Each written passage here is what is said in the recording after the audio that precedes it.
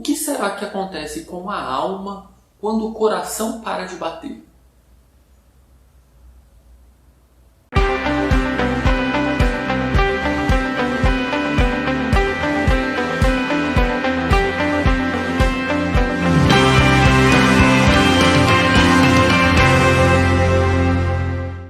Olá meus queridos, eu sou o Wagner Gaspar e você está no canal Livros e Mais Livros, então seja muito bem-vindo a mais um vídeo e hoje eu vou apresentar para vocês o livro O Primeiro Imortal.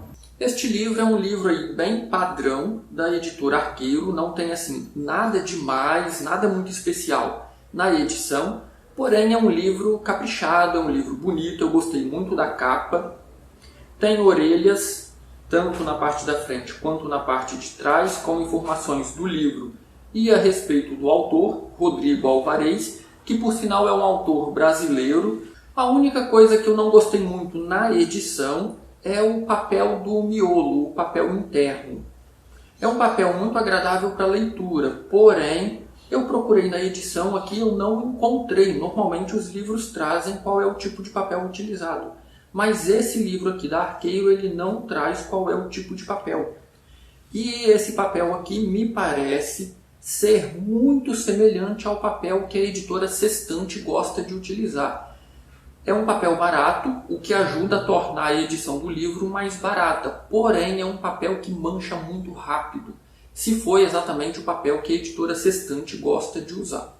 O livro não é um livro muito grande, ele tem 335 páginas e tem um espaçamento bem interessante, então dá para fazer aí uma leitura rápida e uma leitura bem agradável. Então, qual a proposta deste livro? Qual a trama tratada aqui? Como o título sugere, O Primeiro Imortal, a proposta do autor aqui é: um grupo de pesquisadores encontra um corpo congelado, preservado, como se ele tivesse sido quase que congelado ainda vivo. E aí eles tentam reanimar esse corpo. E aí a proposta do livro é: o que acontece com esse ser humano pré-histórico de mais de 30 mil anos de idade, quando ele acorda no mundo moderno e de repente começa a se recordar da sua vida passada.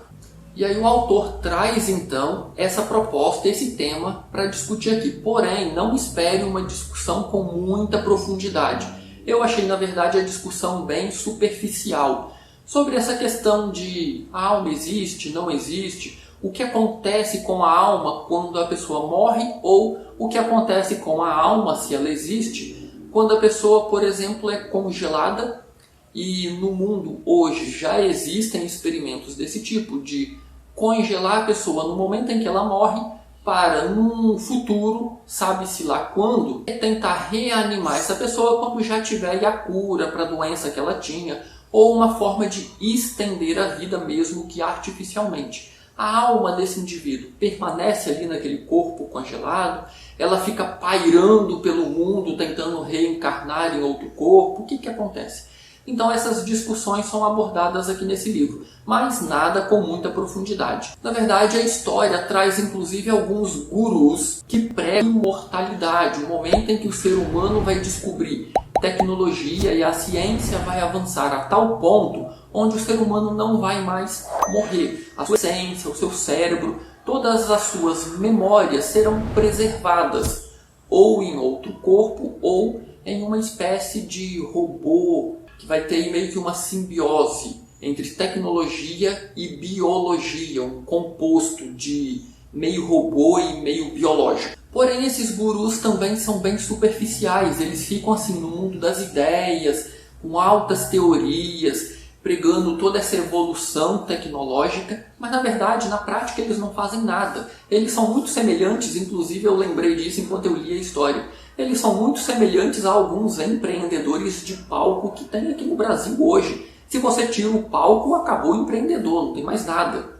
No geral, o que eu achei do livro? É um livro bom, é um livro interessante, mas pela trama que ele se propõe a discutir, eu esperava um pouco mais, eu esperava um pouco mais de aventura, um pouco mais de emoção.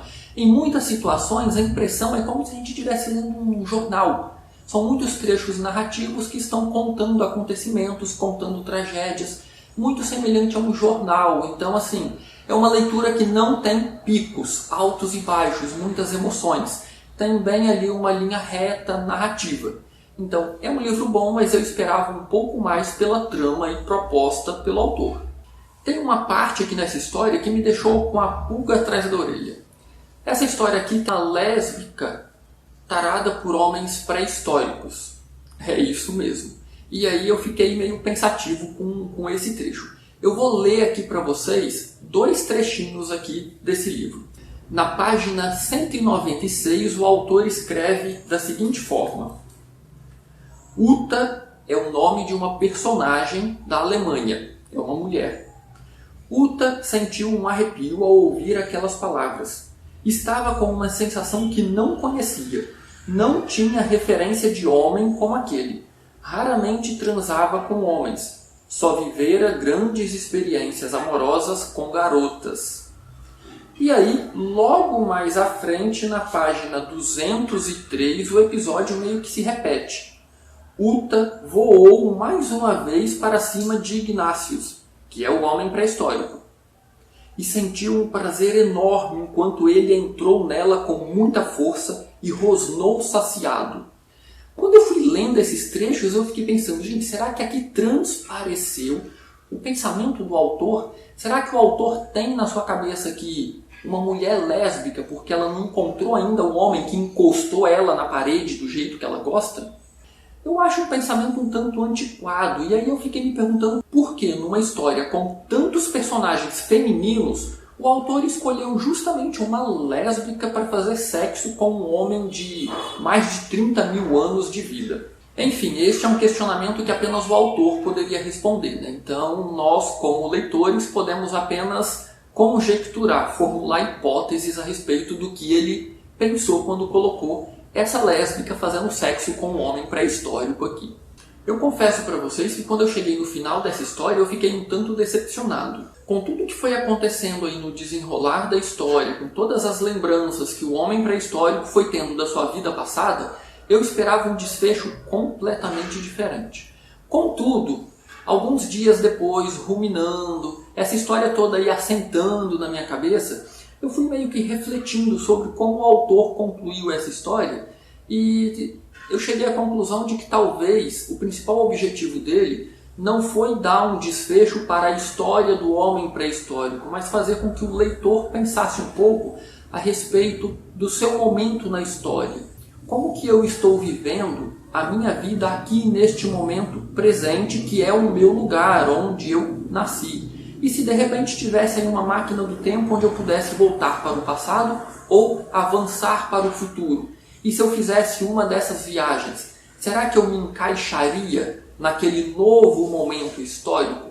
Uma mentalidade de um tempo completamente diferente? Que talvez a proposta do autor tenha sido realmente suscitar esses questionamentos no leitor e não dar aí um desfecho cinematográfico para o personagem pré-histórico. E você, conhece essa obra? Conhece o autor? Por sinal, este foi o primeiro livro que eu li desse autor. Se você conhece o autor, se você já leu essa obra, comenta aqui abaixo quais foram as suas impressões sobre essa leitura.